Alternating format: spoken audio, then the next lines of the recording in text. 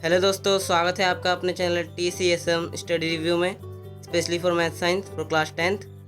और आज हम पढ़ेंगे क्लास 10th का साइंस सब्जेक्ट से चैप्टर 2, जिसका नाम है अम्ल, क्षारक एवं लवण।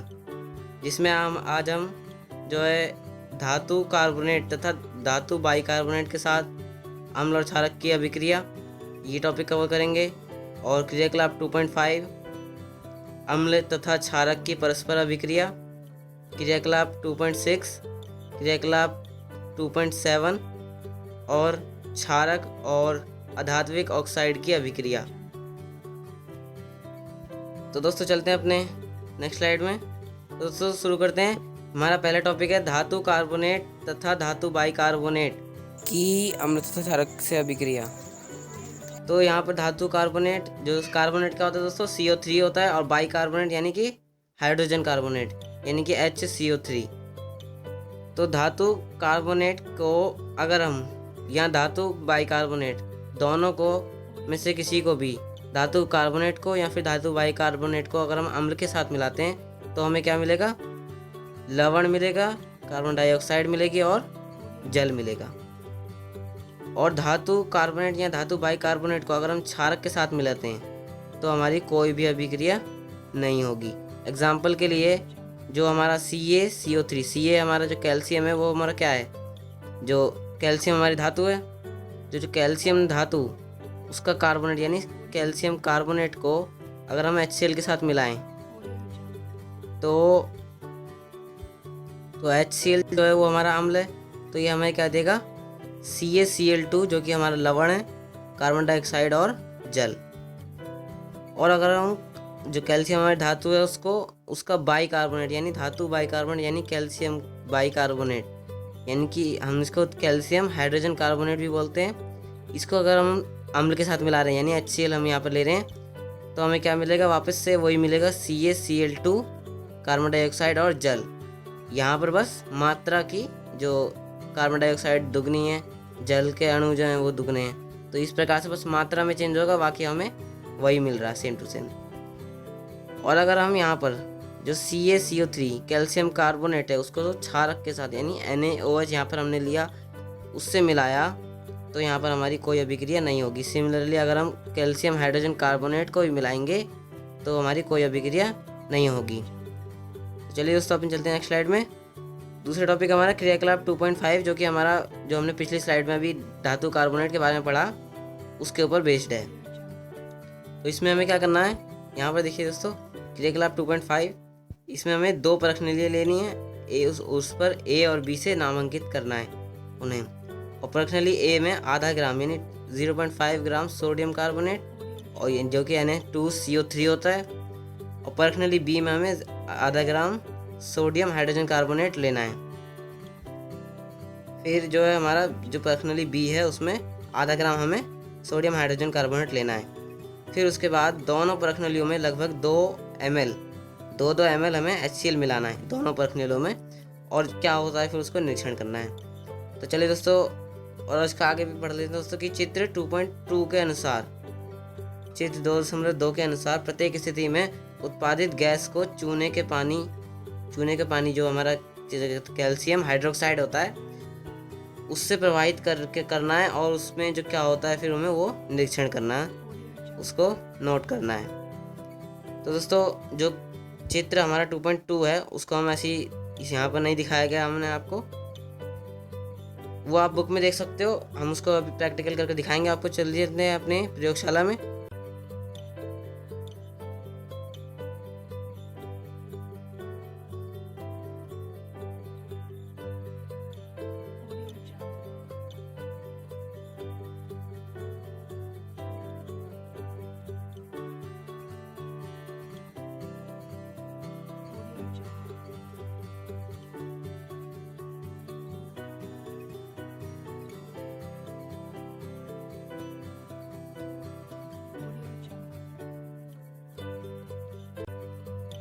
तो दोस्तों आपने देखा कि जब हमने ये क्रियाकलाप किया तो हमने प्रेक्षण हमारे क्या रहे कि सबसे पहला प्रेक्षण अम्ल डालने पर, अम्ल हमने जब उसको डाला यानी कि हमने क्या कौन सा अम्ल लिया था? यहाँ पर HCl लिया था, तनु HCl।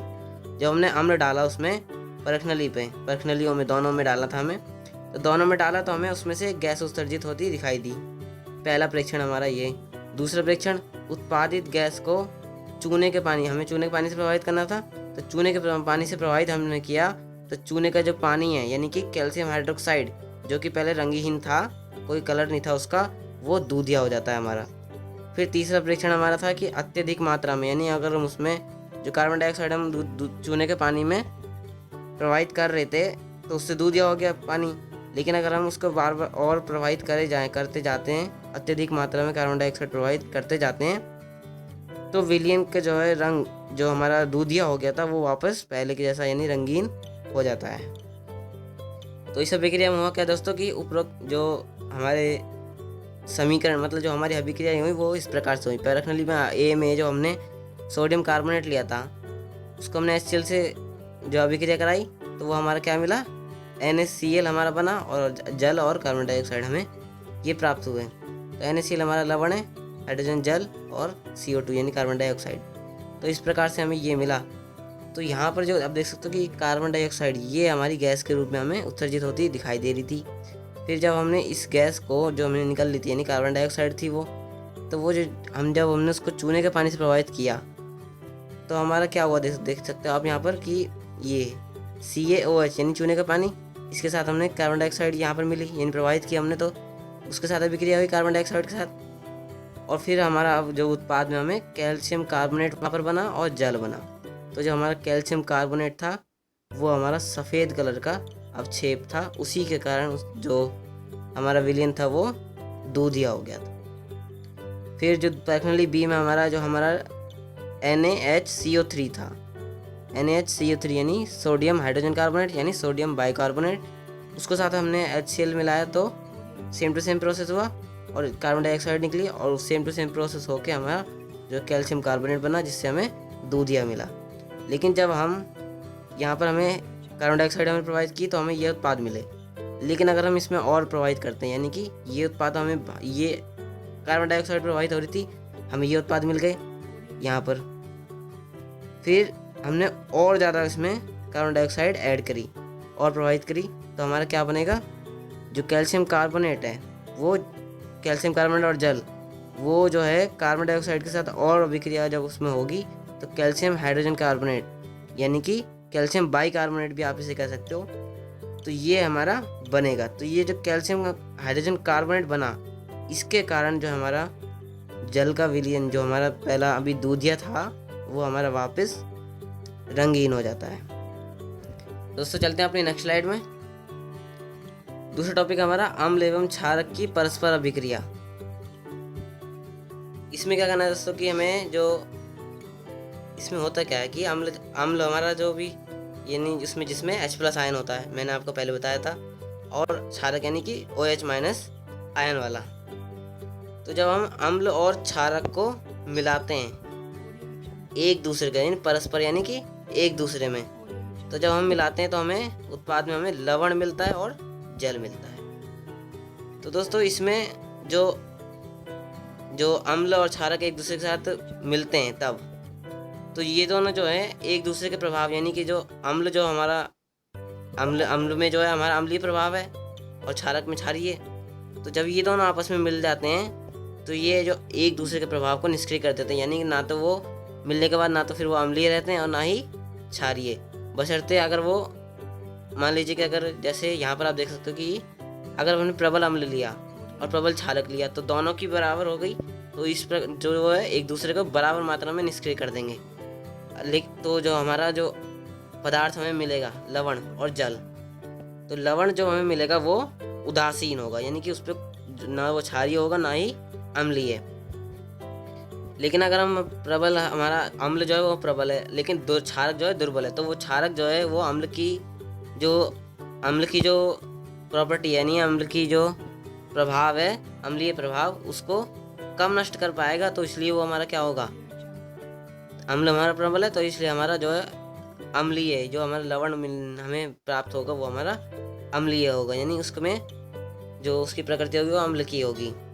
लेकिन अगर हम दुर्बल अम्ल ले लेते हैं और प्रबल क्षारक ले लेते हैं तो उल्टा प्रोसेस होगा, क्योंकि यहाँ पर जो क्षारक है वो प्रबल है तो की मात्रा जो है वो कम निष्क्रिय होगी, यानी कि जो दुर्बल अम्ल है वो क्षारक की कम मात्रा को निष्क्रिय कर पाएगा, वो पूरी तरह से उसको निष्क्रिय नहीं कर पाएगा। तो ये वो जो हमें लवण मिलेगा वो हमारा क्षारीय मिलेगा। लेकिन और दूसरी तरफ हम अगर दुर्बल अम्ल ले लेते हैं और दुर्बल ही क्षारक ले लेते हैं तो हमें फिर से सेम टू सेम प्रोसेस होगा, एक दूसरे को बराबर निष्क्रिय कर देंगे और हमारा उदासीन लवण हमें मिलेगा। उदाहरण के लिए जो है, जो हमारी ये अभिक्रिया हो गई, तो इसमें हमें इस अभिक्रिया को यानी अम्ल और क्षारक की अभिक्रिया, ये दोनों जो हैं एक दूसरे के प्रभाव को निष्क्रिय करते हैं, इसीलिए हम इसको जो क्या कह देते हैं, उस उदासीन या विकर्ण अभिक्रिया।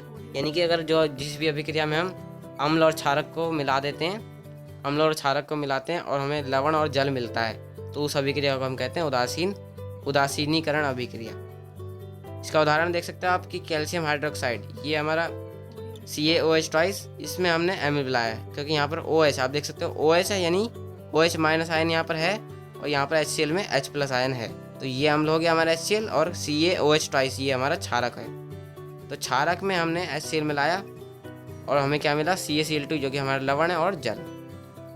तो इस प्रकार से ये हमें मिल गया, लवण और जल मिल गया, यानी कि लवण और जल के अलावा इसमें इस अभिक्रिया में और कुछ नहीं बनेगा।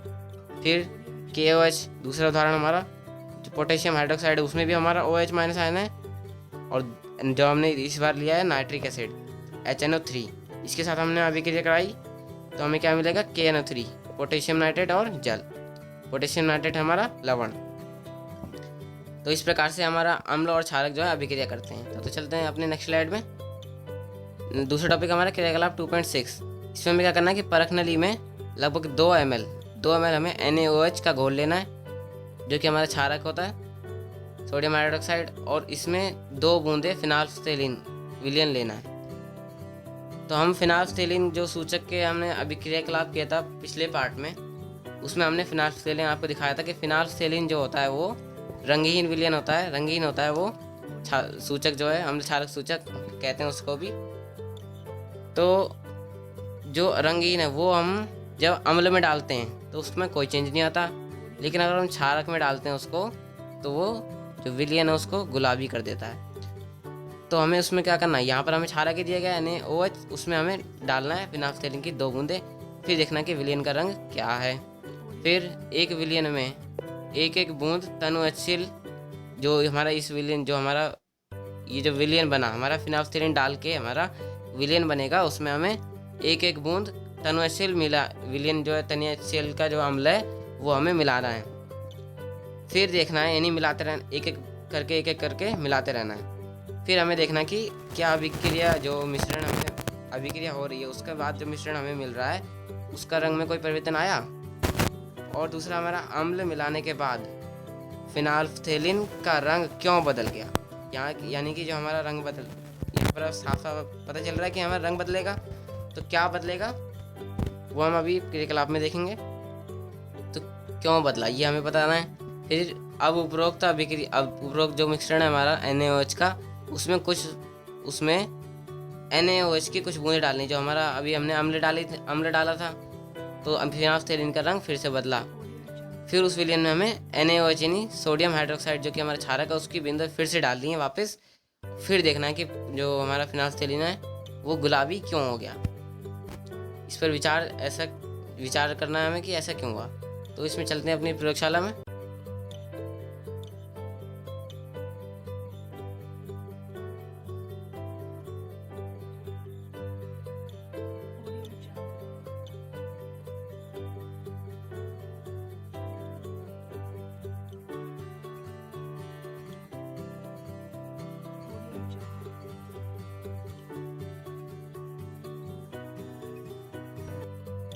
तो दोस्तों हमने देखा कि जो हमने क्रियाकलाप किया उसमें हमें पहला परीक्षण हमारा क्या था, फिनाल्फ्थेलिन जो हमारा सूचक है वो हमने जब उसमें विलयन में डाला तो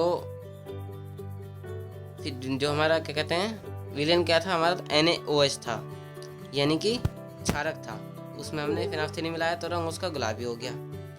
फिर हमने उसमें तनु HCl मिलाया तो उसका वापस रंगहीन हो गया। क्यों हो गया दोस्तों, क्योंकि हमने अभी पीछे पढ़ा कि अम्ल और क्षारक एक दूसरे के प्रभाव को निष्क्रिय कर देते हैं। तो हमने जब क्षारक में मिलाया फिनाल्फथेलिन, यानी कि फिनाल्फथेलिन में क्षारक मिल रहा है तो वो फिनाल्फथेलिन का रंग गुलाबी हो जा रहा है। लेकिन अगर हमने उसमें अम्ल मिला दिया तो उसमें क्या हुआ कि जो अम्ल है उसने क्षारक के जो NaOH पहले उसमें था उसके प्रभाव को निष्क्रिय कर दिया, तो जो फिनाल्फथेलिन का जो रंग गुलाबी था वो वापस रंगीन हो गया।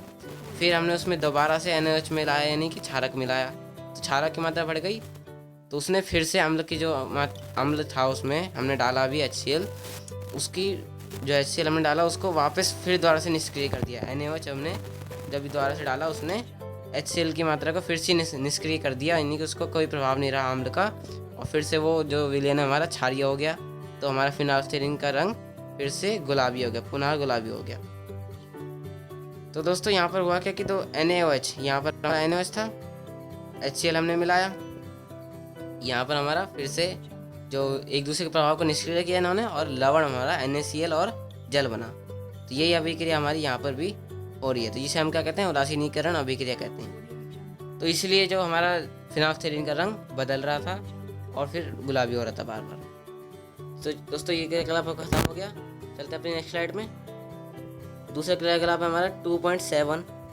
इसमें हमें क्या करना है कि बीकर में कॉपर ऑक्साइड की अल्प मात्रा, यानी थोड़ी सी मात्रा लेनी है, एवं हिलाते हुए उसमें धीरे धीरे तनु हाइड्रोक्लोरिक अम्ल मिलाना है। फिर विलयन के रंग पर ध्यान देना है कि कॉपर ऑक्साइड का क्या हुआ।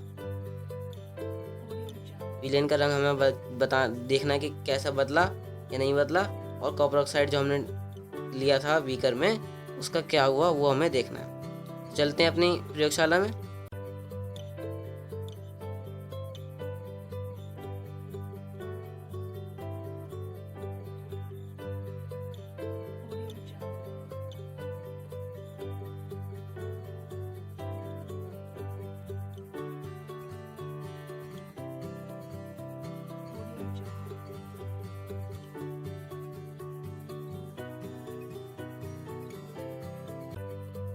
तो दोस्तों आपने देखा कि जब हमने क्रियाकलाप किया तो हमारे परीक्षण क्या थे कि विलयन का रंग जो है वो नीला हरा, थोड़ा थोड़ा सा नीला हरा हो जाता है, ना तो पूरा हरा होता है और ना ही नीला, दोनों चीज़ उसमें मतलब मिक्सर होकर आता है। फिर दूसरा परीक्षण हमारा था कि कॉपर ऑक्साइड जो था वो हमारा घुल जाता। तो यहाँ पर आप देख सकते हो कि इसने बोला विलयन के रंग पर ध्यान दीजिए, तो विलयन का रंग कैसा हुआ, नीला हरा हुआ।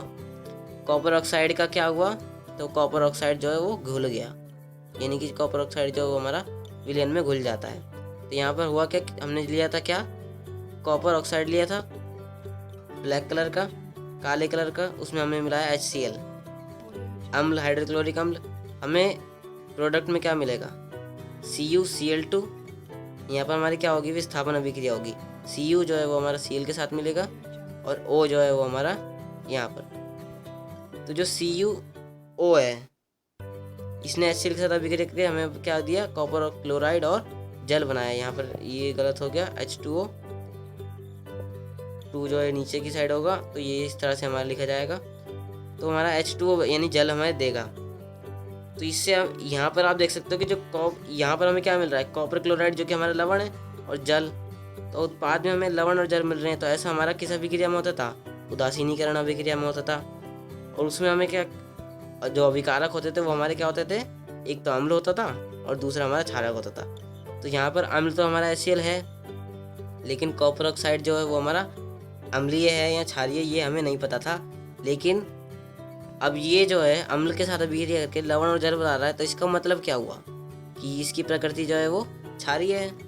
तो जो हमारा कोई भी धातु है उसका ऑक्साइड, यानी किसी भी धातु का ऑक्साइड, यानी धात्विक ऑक्साइड जो हमारा किस प्रकृति के होते हैं, क्षारकीय प्रकृति के होते हैं, क्षारीय प्रकृति के होते हैं। तो जब उसमें अम्ल मिलाते हैं तो लवण और जल हमें मिलता है। तो इस प्रकार से हमारा ये क्रियाकलाप खत्म होता है। चलते अपनी नेक्स्ट स्लाइड में। दूसरा टॉपिक हमारा क्षारक के साथ अधात्विक ऑक्साइड की अभिक्रिया। तो यहाँ पर क्या होता है दोस्तों कि जो अधात्विक ऑक्साइड हैं, यहाँ पीछे हमने देखा कि जो धात्विक ऑक्साइड है उनकी प्रकृति क्षारकीय होती है, लेकिन यहाँ पर और इसका उल्टा होता है यहाँ पर कि अधात्विक ऑक्साइड, वहाँ धात्विक ऑक्साइड थे यानी धातुओं के ऑक्साइड, यहाँ अधातुओं के ऑक्साइड जो हैं उनकी अम्लीय क्या होती है, वो उनकी प्रकृति क्या होती है, अम्लीय होती है।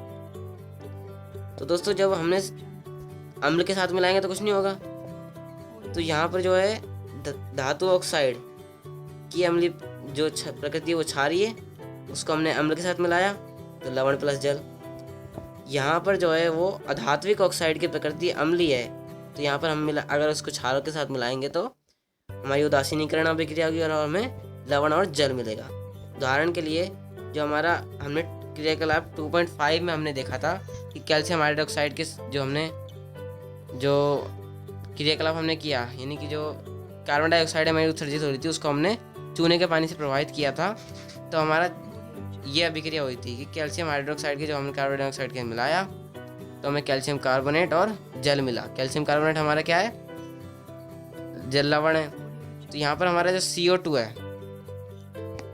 ये जो कैल्शियम हाइड्रोक्साइड है ये तो मैंने आपको पहले बता चुका हूँ कि OH- इसमें आयन है, तो ये हमारा क्या होगा, क्षारक होगा। क्षारक ये हमारा हो गया। और यहाँ पर हमारा क्या है, ये कार्बन डाइऑक्साइड, यानी इसमें कार्बन है तो कार्बन हमारा क्या होता है, अधातु होता है। और ऑक्साइड है तो यहाँ पर हमारा क्या बन रहा है, अधात्विक ऑक्साइड बन रहा है, यानी कार्बन का ऑक्साइड हमारा जो एक अधात्विक ऑक्साइड है। तो इसकी प्रकृति कौन सी होती है, अम्लीय होती है। तो क्षारक के साथ जब अम्ल मिलता है तो लवण प्लस जल बनता है। तो इस प्रकार से ये हमारा जो क्षारक जो है अधात्विक ऑक्साइड के साथ अभिक्रिया करता है। दोस्तों ये हमारी वीडियो, ये जो हमारा पार्ट था ये हमारा पार्ट 2 था इस वीडियो चैप्टर 2 का। अगर आपको इस चैप्टर से रिलेटेड कोई भी क्वेरी, कोई भी क्वेश्चन है तो आप हमें कमेंट सेक्शन में पूछ सकते हो। और दोस्तों जो है इस जो चैप्टर का पार्ट 1 है उसको लिंक आपको डिस्क्रिप्शन में मिल जाएगा, वहाँ से आप उसे देख सकते हो। थैंक यू दोस्तों, जय हिंद।